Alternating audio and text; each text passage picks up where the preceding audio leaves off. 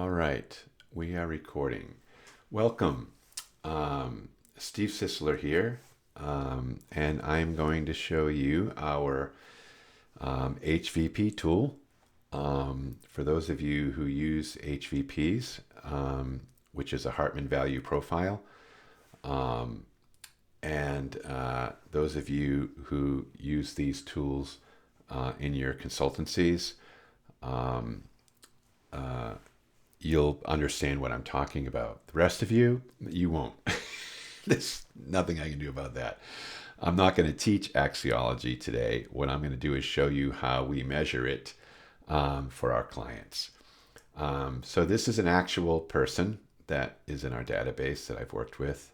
I don't work with them anymore because I had to actually fire them. But you'll see why as we get through this. But I've renamed this person John Smith. You can see that up in the corner there. And so John Smith right there. See my cursor. So this is our summary page. We have, if you know anything about axiology, there are two worlds. There's a self world right here, and there's a world, the outer world. The self world is the inner world. And then this is the outer world. This right over here, you can see this is the HVP right here. We have 11 pages in the HVP. And then we also have behavioral assessment, which is, your common disc type instrument. We have thousands of people in our database, so we've created our own averages. The average disc person is an SC, which is interesting. That's why most people are followers. So we break each one of these down so that you can understand exactly what's happening. We do our psychic energy. There's a lot of information in here. These are not toys. These are very, very extensive profiles. Got the behavioral matrix, natural, adapted, if you will. A lot of information here. Interacting with other people, how they maintain peer group balance, reconciliation tactics, gaining allegiances. Very, very powerful. All these bullets are associated with this individual. Get the personal summary page. All this is all about the style. Let's go to the Big Five. We also have our version of the Big Five, and we also have our averages here from our database. This is pretty typical, these globes. And so we break openness to experiences. We break all these, this is the canoe, if you're familiar with that. We break all these down. And we have a dual traits in these, which are awesome. Neuroticism, very, very cool. Motivationally, we do motivation. This person's a freedom seeker. And again, we've got the averages in here. Let's go to the matrix so you can see how these work. These are the 7 orientations. So a lot of information in here, and we break these down as well, and just tons of information to really help people understand. This is the passion palette. So passionate about being in charge, as you can see, because it's the control. This is authoritative and commanding right here. Anyway, so back to the axiology. Just a little bit about our system. So the HVP, we measure everything. Not everybody does that. And we tell you about it. So not only are you learning while you're doing this, you're learning when you read about yourself as well. It's really, really powerful. This is 12 years of my life in research and study and in putting this together. So let's see. So this is for HVP users who kind of understand the HVP. I'm not going to teach how axiology is and why it's what it is or any of that. That's too much. I'm just going to show you how the assessment works. So what do we measure? Unconventionality, we measure it. We tell you what it means. And so unconventional scores are basically putting positive statements in negative territory and putting negative statements in positive territory. And anytime you move one statement from the negative section into the positive section, by default, a positive statement must go into the negative section. So you're either going to be unconventionally by 2, by 4, by 6, by 8, 10, 12, etc. And so we have moderate, light unconventionality, and we get powerful unconventionality. The unconventionality is going to show up right here in your world perception score. And the this is your DIF, D-I-F. It's your differentiation score, which is the sum of all the dimensional scores, the DIM scores. So again, I'm speaking to HVP users, so I'm not going to explain what those mean. They should already know. But this is where we measure it. But we do some interesting things. We've created an event horizon here. So once you get into this area, it's going to be problematic for either yourself or the people you work with or for. Situationally operative, I've created a zone here based on my experience. This is so powerful. If you're situationally operative, then you are in the infamous Goldilocks zone. And when you're in the Goldilocks zone, that means that if you're not able to design your environment, then you're going to struggle in the environment. And so people that are, basically down here where the green is, never seem to get caught in work traffic. These people do. So if you imagine not being able to leave work until 4:30, and so it takes you 2 hours to get home because of traffic, but if you left at 4 o'clock, it only takes you a half an hour to get home because there's less traffic. Not being able to control your environment is similar to not being able to leave until 4:30. So you end up in 2 hours of traffic in your work. And so these people have to design their own environments. So we're going to know that. All right, your world reasoning score.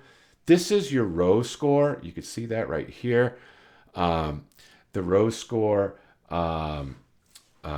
basically, it's your judgment capacity. It's the overall overarching score of the entire test in each section. So we have a row score for the world section. We have a row score for the self section.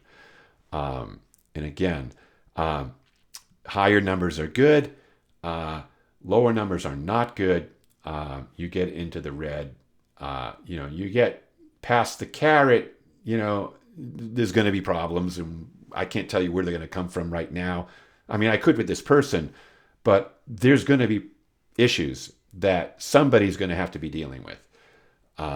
People here do not last in a job. They either quit or they're fired, honestly, at some point, unless there's some other dynamics in play, which we're not going to really go over.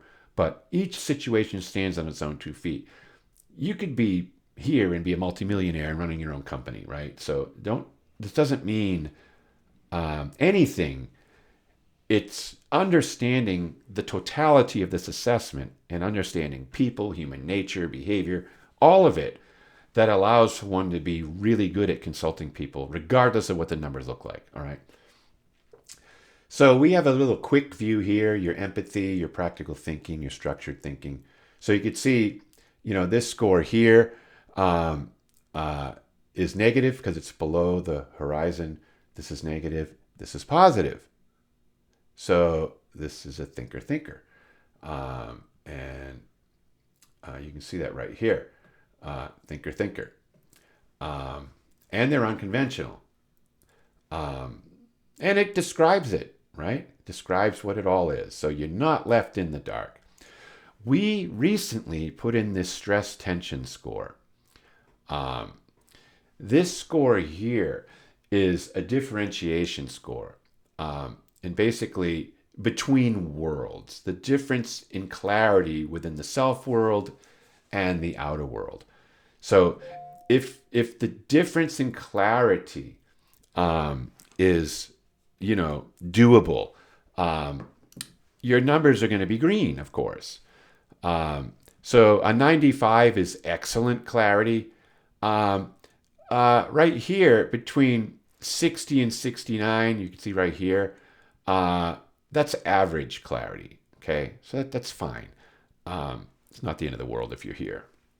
You don't want to get orange and red. Is what you don't want, because then again, there's going to be difficulties that are going to arise. And so I think I covered everything. So did we do this? Let me see. World reasoning. This is your row score. And there'll be some of you that know what that is. And some of you don't. So it's basically how far off the mark are you with the axiological norm when arranging your statements, your 18 phrases. And so that's how we generate this score. Okay, let's look at the three dimensions in the world department. Clarity, we got a clarity score, average 75. We got an 80 here. So this is good clarity.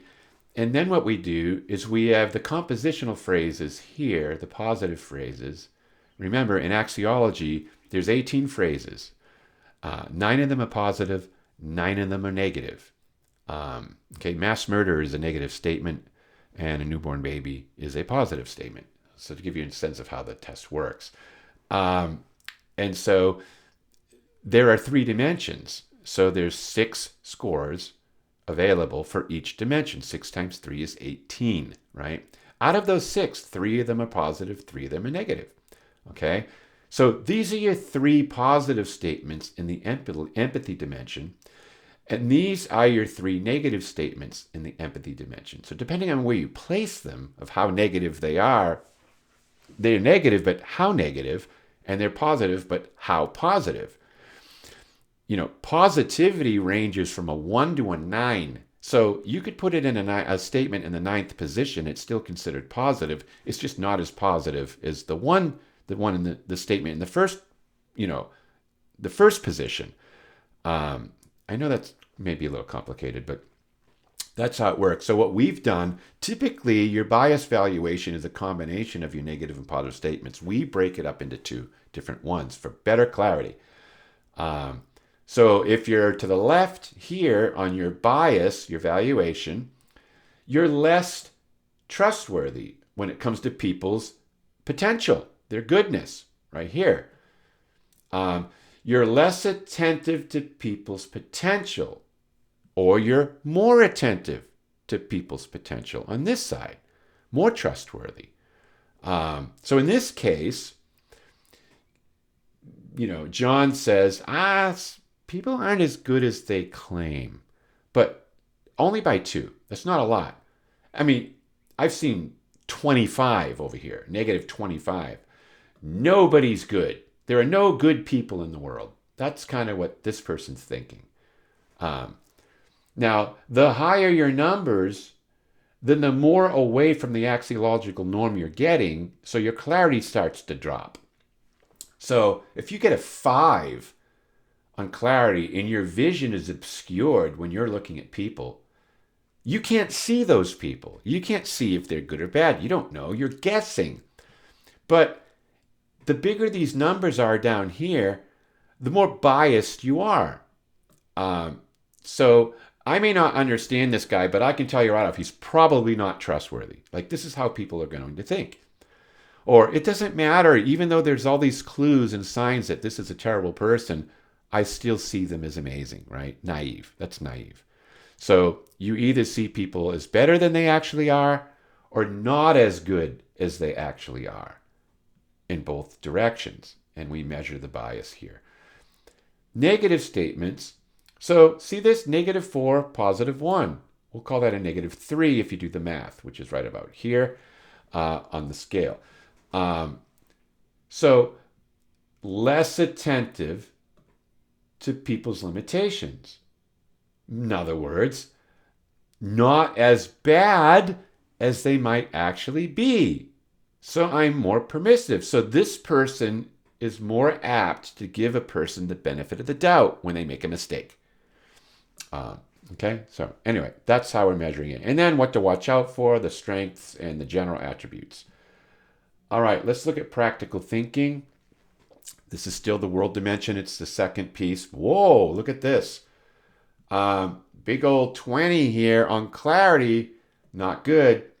This person is unsure what to do and when to do it. Right here.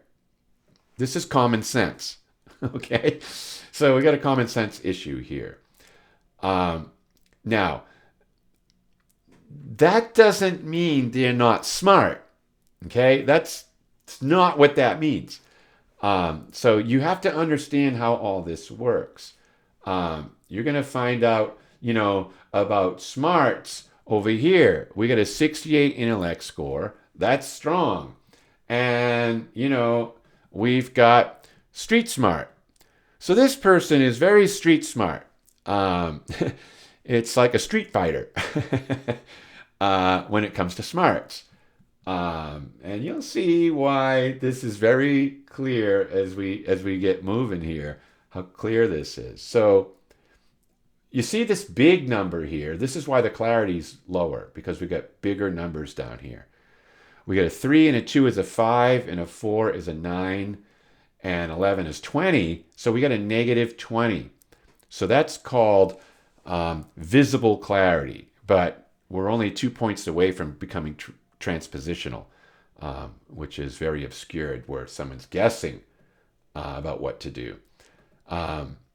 So not productive, it's more unproductive or inefficient. So if I'm watching this person do something, odds are good I'm going to wonder why they're doing it the way they're doing it.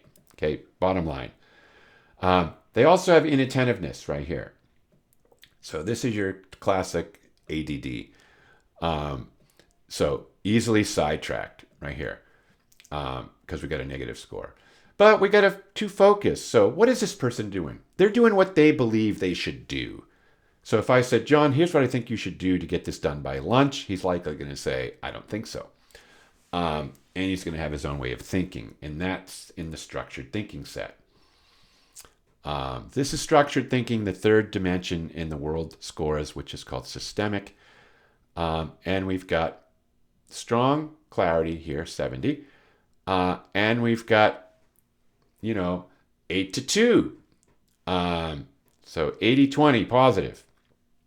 20 negative, 80 positive as a whole.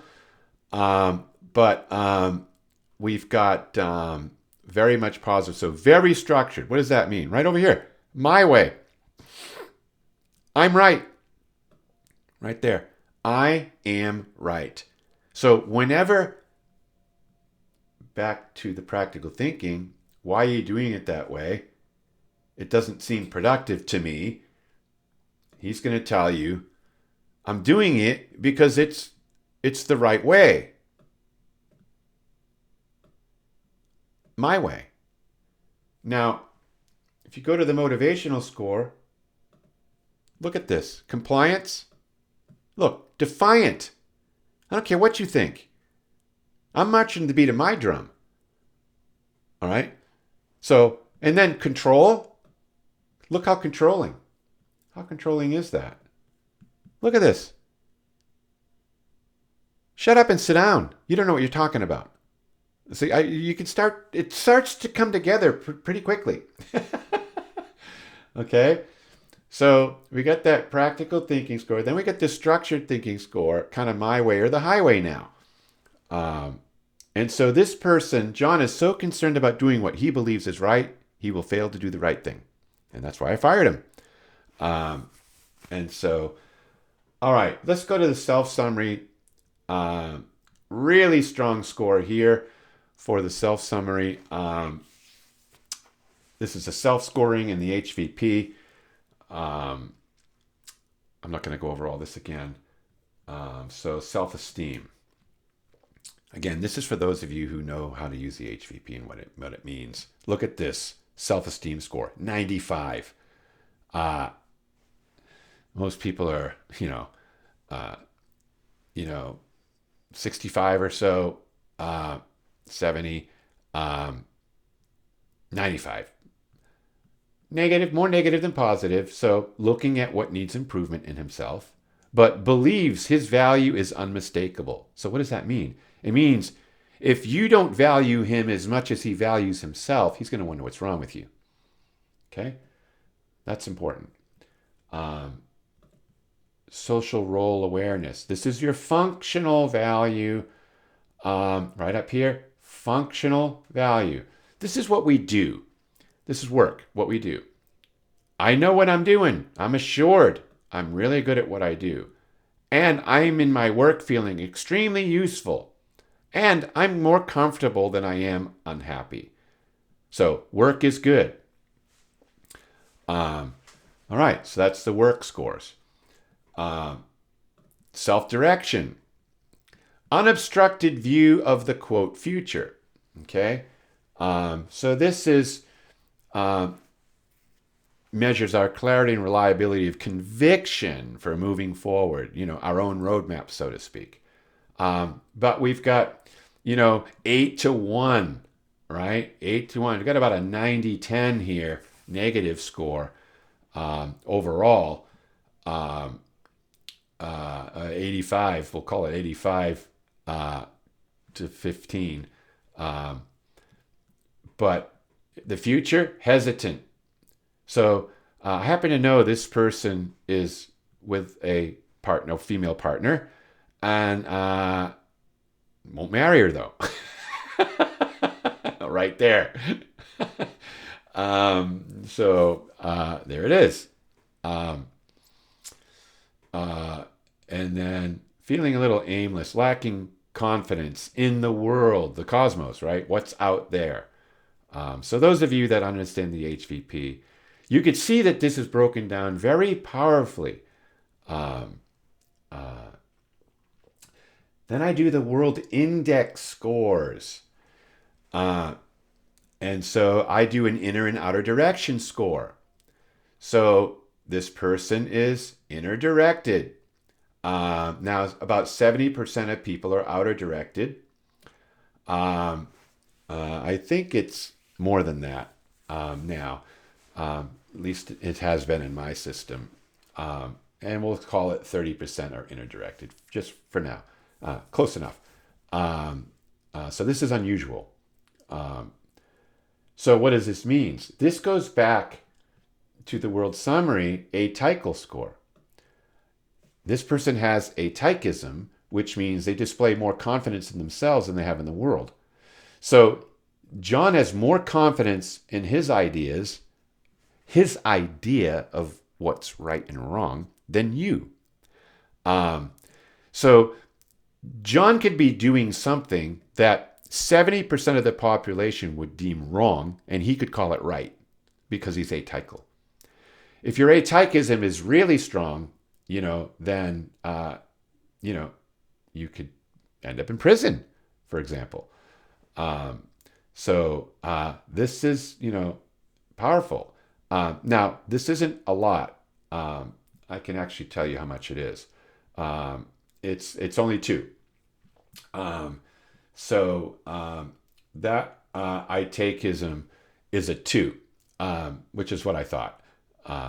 Because he's got pretty good. So it's not super out of sync there. So no prison for this guy that I know of. But you never know. And that's because, if you look at the thing here. So, okay, so we got this here. So we got a fear of errors and mistakes. All right, so that's good. That's what you want. You don't want a careless score with atychism or ignoring the process with atychism. You really don't want to see that if you can help it. So inner, outer directed. Then we got the decision making made. This is the INT score.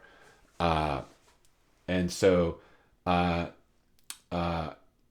this score here is really a problem solving score. And greater decision making capacity, the lower the number gets. Lesser decision making capacity. So good decision making capacity here. Emotional. This is the INT percentage score. And so this integration score here is this is emotional reactions to the world around us. So not bad at all. Good, 36. Harmony and discord. Aha, now we got some numbers here, 66. So less harmony and more discord. What does that mean? Well, I know where this is coming from. It's coming from the practical thinking right here. So this is creating discord inside of himself, for sure. And so when the world doesn't line up to do what he believes it needs to do, it creates a lot of discord. Existential index. This is the dim. Now, this is a reality score. So John has an artificial sense of reality. Okay, that's a problem. Okay, so he's going to fall under dogmatism. Dogmatic. That's the structured thinking. Okay, 79.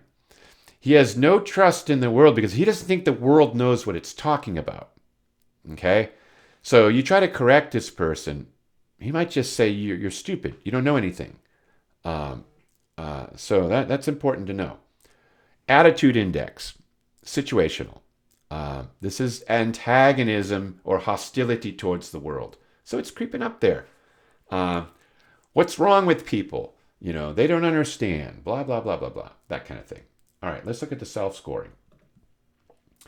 Now, you see this? Now, you see how these numbers now go way down in the self-score? I have more faith in me than I have in the world, okay? So that's because there's no world focus here. You get this 0 point here. There's no world focus over here. So that's important to know. So he accepts himself. This is VQ score. So inner value as it relates to the levels of harmony and discord we feel within ourselves. So I accept me. I don't understand why you don't accept me. And this works really well with that self-esteem score because he says, my value is unmistakable. I don't understand why you don't see it. Okay, that's all going to happen here. He lives in a reality about himself. It's not a non-reality. And a little bit of here, this is coming from some of those negative feelings. Not bad though. So basically on the matrix here, empathy, prudent, productivity, highly distracted. Okay. So he would struggle to work for somebody else. But he works for himself and he's got other people working for him. So he gets away with it. Highly structured, self-esteem, balance, perfect score. Job function, confident, commitment, his future commitments. He's cautious. He's testing the waters right now. I know a lot about what's going on in this person's life and company, so this makes total sense. So basically, that's the HVP. That's our version of the HVP.